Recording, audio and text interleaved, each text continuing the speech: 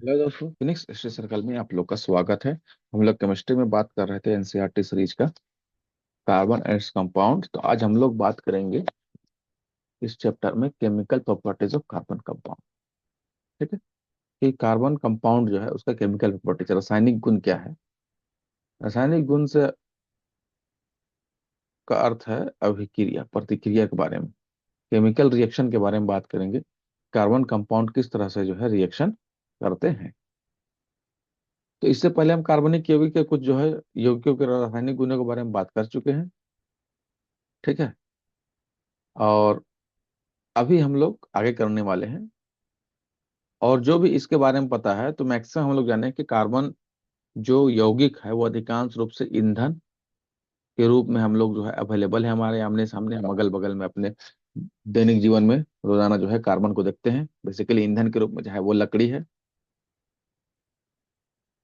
या फिर जो है कोयला है, या फिर जो है एलपीजी गैस है, या सीएनजी गैस है। इस फॉर्म में हम लोग कहीं ना कहीं कोयला को जो है, कार्बन को जो है देखते हैं अपने आसपास। तो इसीलिए सबसे पहले जो है इसका जो रिएक्शन है, चार रिएक्शन के हम लोग यहाँ पर बात करेंगे। एक जो है कंबशन रिएक्शन होगा, दहन प्रक्रिया जिसको कहते हैं। ठीक है, पहला दहन होगा। उसके बाद जो है ऑक्सीकरण बढ़ेगा, अवकरण बढ़ेंगे, इसका ऑक्सीकरण कैसे होगा। उसके बाद इसका जो है एडिशन रिएक्शन के बारे में बात करेंगे, है ना, संयोजन अभिक्रिया। और उसके बाद जो है एक सब्स्टिट्यूशन रिएक्शन का बात होगा, प्रतिस्थापन अभिक्रिया।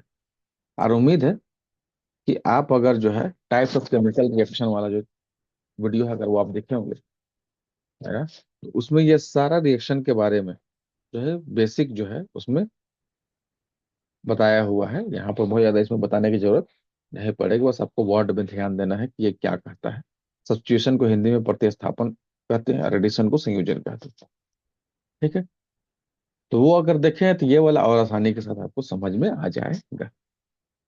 ठीक है, तो चलिए शुरू करते हैं। तो पहला रिएक्शन है यहाँ पर देखिए, दहन या कॉम्बिनेशन या ऑक्सीकरण। ऑक्सीकरण भी इसी का पार्ट ही है, लेकिन आप इसको कह लीजिए कि ये कम्बशन रिएक्शन है या दहन अभिक्रिया है। दहन माने इसमें जलना है, इसको कार्बन को जलना है। तो कार्बन को अगर जलाएंगे तो क्या होगा। तो कार्बन अपने सभी इलेक्ट्रोपिक रूपों में ऊष्मा और प्रकाश का जो है रिहाई माने रिलीज करता है। क्या करता है, रिलीज करता है। और ऊष्मा और प्रकाश के रिलीज करने के साथ साथ यह कार्बन डाइऑक्साइड भी क्या करता है, वह देता है। तो कभी भी कार्बन को जलाएं किसी भी फॉर्म को ऑक्सीजन की उपस्थिति में, तो यह CO2 गैस देता है बड़ी मात्रा में। और उसके साथ हीट देगा, उष्मा और लाइट भी देगा। जैसे आप जो है लकड़ी को जब जलाते हैं तो ऑक्सीजन की उपस्थिति में ही ये जल पाएगा। तो इससे धुआं निकलता है, धुआं। तो यह धुआं क्या है, कार्बन डाइऑक्साइड का मिश्रण है। तो उसके अलावा जो है हीट निकलता है, उसमें हम लोग को गर्मी लगता है। और फिर जो है जलता है ज्वाला, उससे क्या होता है, लाइट हम लोग को मिलता है, उससे लाइट मिलता है। ये प्रैक्टिकल बात है। इसी तरह से कोयला है या एलपीजी गैस है जिसमें खाना बनाते हैं। ठीक है, तो एलपीजी, तो ये सब से क्या होगा, आपको CO2 गैस निकलेगा, हीट है और लाइट। तो अधिकांश कार्बन यौगिक जो है जलने पर CO2 और हीट और ऊष्मा के साथ साथ H2O मतलब वाटर वेपर भी बड़ी मात्रा में क्या करते हैं, छोड़ते हैं। तो ये कार्बन की बात होगी। अगर यहाँ पर कोई यौगिक का बात करेंगे, किसी भी यौगिक का, जैसे मान के चले यहाँ पर जो है मीथेन का बात करते हैं, CH4 का, और ऑक्सीजन में इसको जलाएंगे, है ना, इसको जलाया जाएगा तो क्या होगा, इसमें CO2 निकलेगा और H2O वाटर वेपर भी हल्का निकलेगा। और उष्मा और लाइट तो इसमें, उष्मा और प्रकाश जो है आएगा ही आएगा। तो ये दो असल में रियल प्रोडक्ट है जो आपको हमेशा जो है एग्जाम में लिखना है कार्बन यौगिक के बारे में, जिसमें CO2 निकलेगा और वाटर वेपर जो है, वाष्प जो है उसमें से निकलेगा। ठीक है, चलिए, तो यहां पर देख लीजिए, जब संतृप्त हाइड्रोकार्बन, अब देखिए इससे पहले वाले वीडियो में संतृप्त हाइड्रोकार्बन का आपको बताए हैं कैसा हाइड्रोकार्बन, जिसमें कार्बन कार्बन के बीच क्या है, सिंगल बॉन्ड है। आमतौर पर एक साफ लौ के साथ जलते हैं, माने साफ लौ, उसमें जो उसका ज्वाला जो होता है साफ होता है, मतलब ब्लू होगा। जबकि असंतृप्त हाइड्रोकार्बन, जिसमें कार्बन कार्बन डबल बॉन्ड या कार्बन कार्बन ट्रिपल बॉन्ड वाला यौगिक है, वो बहुत सारे काले धुएं के साथ पीली लौ देते हैं। तो काले धुएं के साथ कैसा पीला लौ, जैसे पीला, अगर कोई कोयला हम जला रहे हैं या लकड़ी जला रहे हैं और पीला लौ दे रहा है, इसका मतलब ज्वाला से जल रहा है, मतलब कि उसमें कुछ जो है क्या है, इम्प्योरिटीज मिला हुआ है। ठीक है, चलिए। हवा की आपूर्ति सीमित करने से संतृप्त हाइड्रोकार्बन का भी अधूरा दहन होता है, जिससे कालिख जैसी ज्वाला निकलती है। जैसे हम लोग लकड़ी वगैरह जलाते हैं, तो उसमें अगर जो है ऑक्सीजन की आपूर्ति, जैसे हवा का मतलब क्या है, ऑक्सीजन की आपूर्ति जो अगर कम रहता है, तो उससे क्या होगा, काला धुआं के साथ बनेगा। काला जो है, अगर अधूरा जलेगा तो फिर उससे कालिख बनेगा। घर में उपयोग किए जाने वाले गैस या केरोसिन स्टोव में हवा के लिए इनलेट होते हैं, ताकि एक साफ नीली लौ देने के लिए पर्याप्त ऑक्सीजन युक्त मिश्रण जलाया जा सके। जैसे गैस या स्टोव, जो केरोसिन वाला स्टोव पहले आता था, अब तो गैस या एलपीजी। चूल्हा में देखिए कि जहां पर गैस का पाइप कनेक्ट होता है, जहां पर गैस का पाइप कनेक्ट होगा, वहां पर नीचे में जो है क्या होगा, गैस के लिए पाइप में जो है छोटा छोटा जो है उसमें छिद्र बना होता है, ताकि उसमें ऑक्सीजन, पर्याप्त मात्रा में ऑक्सीजन का आपूर्ति जो है क्या रहे, होता रहे, और वह जो है नीले ज्वाला के साथ जल चलिए। तो अब अगर वो इनलेट जो है गैस का, इस चूल्हा का जो इनलेट है, उसमें छिद्र बना होता है, ताकि जो है हवा या ऑक्सीजन को जो है सही जो है तरीके से सप्लाई हो, और गैस जो है पूरी तरह से जले और नीली ज्वाला दे। ठीक है। अगर खाना पकाने समय बर्तन के तले में, उसके जो नीचे तल है वहां पर अगर काला हो रहा है, इसका मतलब समझ लीजिए कि हवा का छेद अवरुद्ध हो गया और ईंधन बर्बाद हो रहा है। सही से ईंधन का जो है कंबशन या दहन जो है नहीं हो रहा, और उससे गैस भी बर्बाद हो रहा है, और उसका उसका जो सही इस्तेमाल है, उसमें जितना मिलना चाहिए वो उतना नहीं मिल रहा। ठीक है, चलिए। कोयला और पेट्रोलियम जैसे ईंधन में कुछ मात्रा में नाइट्रोजन और सल्फर होता है। ये इम्प्योरिटीज के रूप में मौजूद होता है। इनके दहन से सल्फर और नाइट्रोजन का ऑक्साइड भी बनता है, जो पर्यावरण प्रदूषण का मुख्य कारण है। ठीक है, तो पर्यावरण प्रदूषण क्या है, वायु प्रदूषण है, जल प्रदूषण है, अम्लीय वर्षा है, ग्लोबल वार्मिंग, ये सब का जो है ये क्या है, कारण बनता है। बेसिकली कोयला पेट्रोलियम को जलाने से कार्बन डाइऑक्साइड ही बनता है। लेकिन इम्प्योरिटीज होने के कारण, अगर नाइट्रोजन का इम्प्योरिटीज है तो NO2 या N2, वो कुछ भी बनेगा, चलिए NO2 बनेगा। और अगर यही फिर अगर सल्फर है तो SO2 बनेगा, सल्फर डाइऑक्साइड। और ये दोनों जो है गैस क्या है, अम्लीय वर्षा के लिए जिम्मेदार होता है। ठीक है, और कार्बन डाइऑक्साइड तो ग्लोबल वार्मिंग के लिए है ही जिम्मेदार। ठीक है, चलिए। अब यहाँ पर थोड़ा सा जो है कुछ ईंधन, कुछ चीज हम लोग जलाते हैं तो ज्वाला के साथ जलते हैं, जैसे लकड़ी। और कुछ चीज ऐसा है, कोयला, जो बगैर ईंधन के जलता है, माने बगैर ज्वाला के जलता है। तो ऐसा क्यों होता है, ये हम लोग को जानना है, ये देखना है। तो क्या आपने कभी कोयला या लकड़ी की आग देखी है? यदि नहीं, तो अगली बार जब आप इसको मौका मिले, इसको जरूर जला के देखिए। ठीक है, कि लकड़ी या कोयला कैसे जलने लगता है, तो क्या होता है। आपने ऊपर देखा है कि गैस चूल्हे में मोमबत्ती या एलपीजी लौ के साथ जलती है। हालांकि आप देखें कि अंगीठी में कोयला या लकड़ी का कोयला कभी कभी केवल लाल चमकता है और बिना लौ के ही गर्मी छोड़ता है। तो ऐसा इसलिए है क्योंकि ज्वाला केवल तभी उत्पन्न होती है जब गैसीय पदार्थ जलते हैं। इसका मतलब समझे, कोई भी चीज ज्वाला के साथ कब जलेगा, जब उसका गैसीय पदार्थ जलेगा। और जैसे गैसीय पदार्थ, उसमें मौजूद गैसीय पदार्थ जल के खत्म हो जाएगा, वो फिर केवल लाल चमकना शुरू हो जाएगा। जब लकड़ी या कोयला जलाया जाता है तो उसमें मौजूद वाष्पशील पदार्थ, माने वही गैस के पदार्थ जो वाष्पशील है, जो उड़ जाता है, वाष्प बन जाते हैं और शुरुआत में ज्वाला के साथ जलते हैं। ठीक है, जब गैसीय पदार्थ के परमाणु गर्म होकर चमकने लगते हैं तब चमकदार लौ दिखाई देती है। प्रत्येक तत्व द्वारा उत्पन्न रंग उस तत्व का एक विशिष्ट गुण होता है। तांबे के तार को गैस चूल्हे की आंच में गर्म करने का प्रयास करें तो उसका रंग देखे कैसा होता है, वो एक अलग कलर का जो है दिखेगा। जैसे लोहा को जब गर्म करेंगे तो वो क्या होगा, वो लाल हो जाता है। अधूरे दहन से कालिख निकलती है, जो कार्बन होती है। इस आधार पर मोमबत्ती के लौ के पीले रंग का श्रेय किसको जाता है, तो उसका में जो है, जो इम्प्योरिटीज है उसके कारण वो जलता है। चलिए। अच्छा, अब यहाँ पर थोड़ा सा एक जो है एनसीईआरटी में जो है कोयला एवं पेट्रोलियम के निर्माण का थोड़ा सा दिया हुआ है कि वो कैसे होता है। और कोयला और पेट्रोलियम का जो निर्माण होता है, वो जीवाश्म से होता है, और यही वजह है कि इसको कोयला पेट्रोलियम से निर्मित जो है ईंधन को जो है जीवाश्म ईंधन कहते हैं। तो ये कैसे होता है? तो क्या होता है कि कोयला और पेट्रोलियम का निर्माण होता है कि कोयला और पेट्रोलियम जो है वो जैविक पदार्थ के जमीन भूमि के नीचे जो है हजारों सालों तक दबकर सड़ने और गलने से हुआ है। ठीक है, जैसे विभिन्न जैविक और भूवैज्ञानिक प्रक्रियाओं के अधीन है।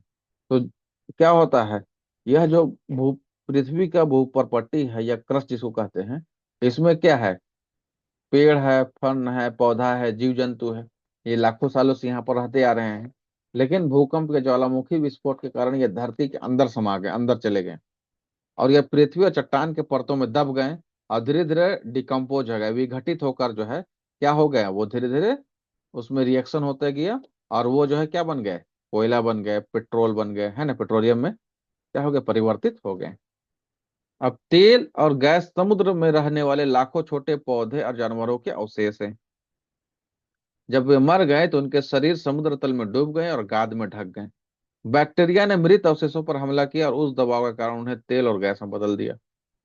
इस बीच जो है गाद धीरे धीरे दबकर चट्टान में तब्दील हो गई। तेल और गैस चट्टान के छिद्रित हिस्सों में रिस गए और स्पंज में पानी की तरह फंस गए। ठीक है। अच्छा, एक बात यहाँ पर और जान लीजिए कि यह जो जीव जो है भूमि में क्या हो गया, नीचे दब गए हैं।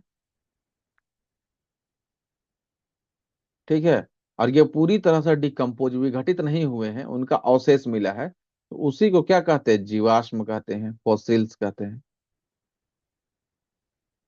फॉसिल्स।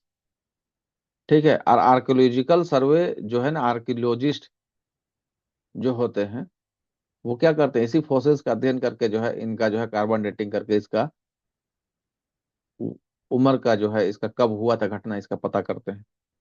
और भी ज्यादा ये अगर हो जाएगा, ये और भी ज्यादा दिन तक रह जाएंगे, इसका और विघटन हो जाएगा, तो फिर यही क्या होते हैं, कोयला और पेट्रोलियम में बदल जाते हैं, जिसको हम लोग इसीलिए क्या कहते हैं, जीवाश्म ईंधन कहते हैं। तो कोयला और पेट्रोलियम की यही वजह है कि क्या कहा जाता है, जीवाश्म ईंधन कहा जाता है, क्योंकि ये जो है जीवों के जीवाश्म से, है ना, मतलब पेड़ पौधे और जीव जंतुओं के जो है जीवाश्म से जो है इनका निर्माण होता। ठीक है, चलिए, नेक्स्ट रिएक्शन है वो है ऑक्सीकरण, ऑक्सीडेशन। ऑक्सीडेशन, ऑक्सीडेशन में एक चीज आपको जो है ध्यान देना है कि ऑक्सीकरण जो इसका टाइप्स ऑफ केमिकल रिएक्शन है, उसमें आपको इसका जो है डेफिनेशन आपको बताए थे, वो आप यहाँ पर एक बार और थोड़ा सा रिवीजन कर लीजिए।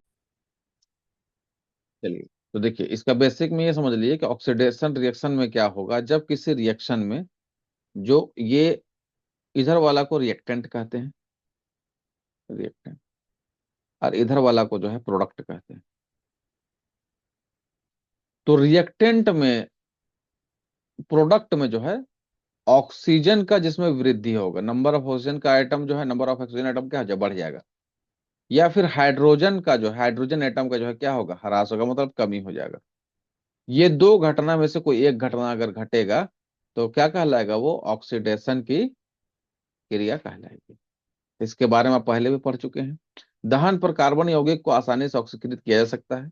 इस पूर्ण ऑक्सीकरण के अलावा हमारे पास ऐसी प्रतिक्रियाएं जिनमें अल्कोहल जो है कार्बोक्सिलिक एसिड में परिवर्तित हो जाते हैं। तो एक रिएक्शन ये है, ठीक है, कि अल्कोहल है जिसमें इथानॉल है, इथानॉल को जो है ना, पोटेशियम परमैंगनेट या पोटेशियम डाइक्रोमेट, इन दोनों में से कोई भी एक जो है कैटलिस्ट के साथ जो है इसको जो रिएक्शन कराते हैं, तो ये जो है क्या होता है, इथानोइक एसिड के में बदल जाता है।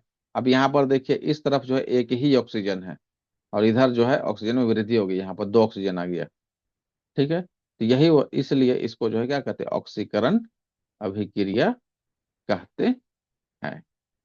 ठीक है, और अगर इसे डिटेल में जानना है तो ये पिछला टाइप्स ऑफ रिएक्शन वाला में आप टाइप कीजिए, types of reaction physics Phoenix stay circle, आपको जो है वो वीडियो मिल जाएगा, आप उसको देखिए।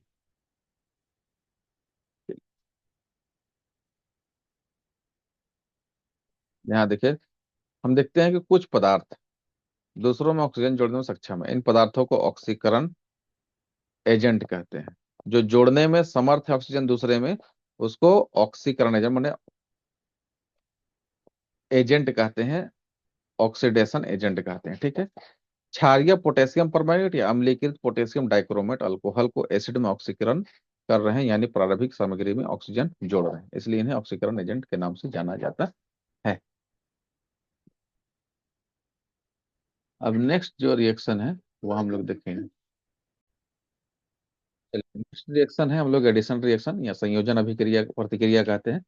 संयोजन में इसमें जो है जुड़ने का काम होगा, कोई भी चीज आके इसमें जुड़ेगा, रिएक्टेंट जो है उसमें कोई भी एक आइटम कोई भी चीज आके जुड़ जाएगी। जैसे यहाँ पर एग्जांपल में दिया हुआ असंतुलित हाइड्रोकार्बन से संतुलित हाइड्रोकार्बन बनाने की जो प्रक्रिया है।